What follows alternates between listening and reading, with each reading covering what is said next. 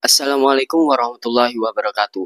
Kali ini kita akan membahas tentang kasus pembunuhan berantai yang paling brutal dan pernah menggegerkan negara Kolombia, yang mana pelakunya ini yang bernama Pedro Alonso Lopez. Pedro Alonso Lopez, dia ini mengklaim bahwasanya telah membunuh 300 orang, yang mana kebanyakan korbannya ini adalah para remaja dan para anak-anak kecil yang perempuan. Dan itu terjadi pembunuhan pertama dari tahun 1969 sampai tahun 1980. Pedro juga diberi gelar Monster dari Andes. Bagaimana tidak? Dia ini dari tahun 60-an sampai tahun 80-an, dia ini telah membunuh 300 orang, yaitu kebanyakan kebanyakan yang dia bunuh ini adalah gadis-gadis kecil atau para anak-anak kecil, dan dia ini bertanggung jawab atas kematian dan penculikan dan pembunuhan 300 orang tersebut di kota Kolombia. Dan dia juga dikenal dengan pemerkosa paling produktif dalam sejarah di kota Kolombia tersebut. Dan yang menjadi pertanyaan, kenapa sampai Pedro Alonso ini memperkosa seseorang anak kecil sampai korbannya itu 300 orang. Dan ternyata dia mempunyai latar belakang, yang mana latar belakangnya ini penyebab dia melakukan pemerkosaan terhadap anak kecil di kota Kolombia pada saat tahun 60-an sampai tahun 80-an. Pedro Alonso ini lahir pada tahun 1948 di kota Kolombia, di kota Madia, Kolombia. Nah, dia ini anak ketujuh dari saudara-saudaranya yang lain. Pedro Alonso ini mengklaim bahwasanya ibunya ini adalah seorang pelacur dan dia tidak mempunyai ayah dari lahir, karena ayahnya ini telah dibunuh waktu dia berusia 6 bulan sebelum kelahiran si Pedro Alonso ini. Nah, semenjak kecil Pedro Alonso ini sering mendapatkan kekerasan dalam keluarganya, yang menyebabkan dia itu menjadi dendam. Dia itu tidak mendapatkan sosok ayah karena ayahnya tadi sudah meninggal, sudah dibunuh oleh seseorang di Kolombia pada dia masih berusia 6 bulan di dalam kandungan. Selain Pedro ini mendapatkan kekerasan di dalam keluarganya, dan dia tidak pernah menemukan sosok ayahnya, dan dia tidak pernah mendapatkan kasih sayang dalam keluarganya, Pedro ini pada usia 8 tahun dia diusir oleh ibunya karena ibunya memergokinya mencoba menganiaya saudara perempuannya yang lain. Nah, lalu Pedro ini diusir dan dia keluar dari rumah pada usia 8 tahun. Pada saat itu juga Pedro itu menjadi seorang gelandangan. Dan pada saat di jalan, dia selalu mengamuk di jalanan Bogota dan sering mengalami eh, perlakuan seksual terhadap orang-orang yang ada di sekitarnya di jalanan itu. Setelah kejadian itu, ia bergabung dengan geng anak jalanan untuk mencari perlindungan. Pada usia 12 tahun, ia diadopsi oleh keluarga imigran Amerika, tetapi dia juga melarikan diri dari keluarga tersebut karena dia mengalami kekerasan seksual yang dilakukan oleh gurunya sendiri terhadap si Pedro ini, sehingga membuat Pedro ini melarikan diri dari keluarga yang mengadopsinya tadi, yaitu para imigran Amerika. Singkat cerita, si Pedro ini pada tahun 1969 dia ditangkap oleh pihak kepolisian Kolombia karena dia itu dituduh atas pencurian mobil dan dijatuhi hukuman 7 tahun penjara. Dan pada tahun yang sama juga dia ditambah hukumannya 2 tahun penjara karena dia terbukti telah membunuh 3 orang guru, yang mana gurunya ini yang pernah memperkosa si Pedro sewaktu di bangku sekolah. Dan pada tahun 1978, si Pedro ini dilepaskan oleh pihak kepolisian. Dan setelah dia itu dilepaskan, dia mulai berkelana dan melanjutkan kenakalannya ini di seluruh wilayah barat laut Amerika Selatan. Dan akhirnya si Pedro ini tiba di Peru. Dia kemudian mengklaim bahwasanya dia ini pernah membunuh 100 orang gadis pada saat di Peru, terutama anak jalanan dari suku asli yang ada di Peru sana. Nah, dia ini sempat ditangkap oleh suku asli di Peru Selatan Tengah setelah mencoba menculik seorang gadis berusia 9 tahun, yang mana gadis 9 tahun ini suku asli daripada di Peru tersebut. Nah, setelah tertangkap si Pedro ini, akhirnya Pedro tadi ditelanjangi oleh para suku tersebut dan barang-barangnya diambil dan kemudian Pedro ini dikubur di pasir hidup-hidup. Namun, ada seseorang yang menyelamatkan Pedro, yaitu seorang misionaris Amerika meyakinkan suku tersebut untuk membebaskan Pedro dan menyerahkan Pedro tersebut ke kantor polisi. Nah, pada saat Pedro tadi diserahkan di kantor polisi, pihak kepolisian sudah kewalahan dengan perlakuan dan penghukuman kepada Pedro ini. Akhirnya Pedro tersebut diusir dari negara tersebut. Dan setelah Pedro itu diusir dari Peru dan atau dideportasi dari Peru, akhirnya Pedro ini kembali ke Kolombia. Nah, tidak berlangsung lama, dia ini melakukan kejahatannya lagi. Si Pedro ini kembali melakukan pembunuhan berencana dan dia itu mengincar para gadis muda yang ada di wilayahnya tersebut. Akan tetapi pihak kepolisian pada saat itu mulai menyadari adanya peningkatan jumlah orang yang hilang, terutama yang hilang ini kebanyakan gadis-gadis muda di wilayah Kolombia tersebut.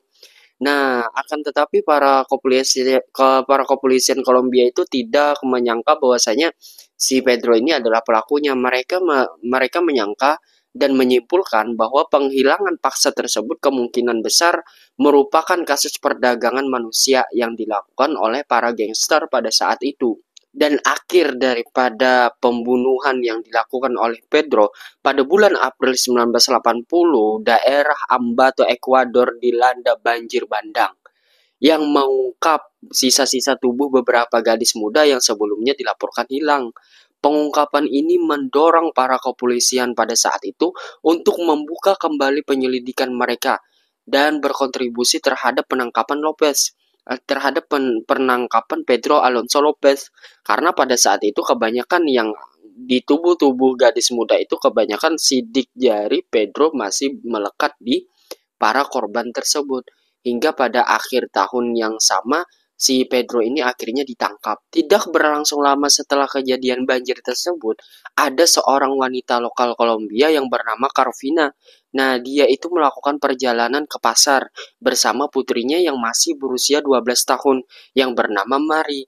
Nah, pada saat itu Pedro melihat si Mari yang berusia 12 tahun ini, si gadis ini, ingin menculik dan memerkosa si gadis tersebut. Akan tetapi perbuatan si Pedro ini diketahui oleh para pedagang lokal yang berhasil mengalahkan Pedro dan menahannya hingga polisi tiba di tempat tersebut. Saat pihak kepolisian itu menangkap dan membawa si Pedro tadi untuk melakukan integrasi kepada Pedro, Pedro tadi itu tetap memilih diam. Dia tidak mau bicara sama sekali. Akhirnya dia mengakui kejahatannya kepada Kapten Polisi Pastor Cardova, yang mana dia itu ditempatkan di sel yang sama dengannya saat menyamar sebagai tahanan.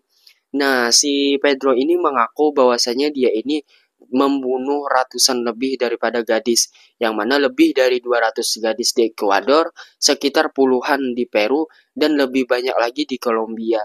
Ia menggambarkan modus operandinya sebagai pertama-tama memikat korban dari tempat umum dengan perhiasan, dan sebelum memerkosa korban, dia ini juga mencekik hingga membunuh korban pakai tangan kosong. Setelah itu dia memerkosa korban sampai puas. Pedro juga mengaku setelah dia memerkosa korban, dia mengubur korban tersebut dan setelah kadang-kadang dia itu menggali mayat korban lagi dari tempat pemakaman mereka dan mengadakan pesta teh dengan mereka tersebut. Ketika ditanya tentang motif pembunuhannya si Pedro tersebut oleh pihak kepolisian, Pedro hanya menjawab, "Saya kehilangan kepolosan saya pada usia 8 tahun. Jadi saya memutuskan untuk melakukan hal yang sama hingga sebanyak mungkin gadis." Nah, Pedro ini menceritakan bahwasanya dia mengalami latar belakang dari masa kecilnya itu yang buruk, yang mana dia sewaktu dia berumur 8 tahun, dia juga pernah menjadi korban kekerasan seksual oleh beberapa orang di jalanan dan beberapa guru. Dan dia itu ketika dia di dalam keluarga, dia tidak pernah mendapatkan kasih sayang seorang ibu dan seorang ayah. Setelah mendengar cerita dan pengakuan daripada si Pedro tadi, pihak kepolisian langsung mengarahkan ke pemakaman 53 korban dan pengakuannya segera mengarah pada konfirmasi jumlah total 110 korban di Ekuador. Dan pada tahun 1980, Pedro dinyatakan bersalah atas pembunuhan dan dijatuhi hukuman 16 tahun penjara. Yang mana 16 tahun penjara itu dulu merupakan maksimum yang tersedia di Ekuador pada saat itu. Dan Pedro dipenjara di Garcia Moreno.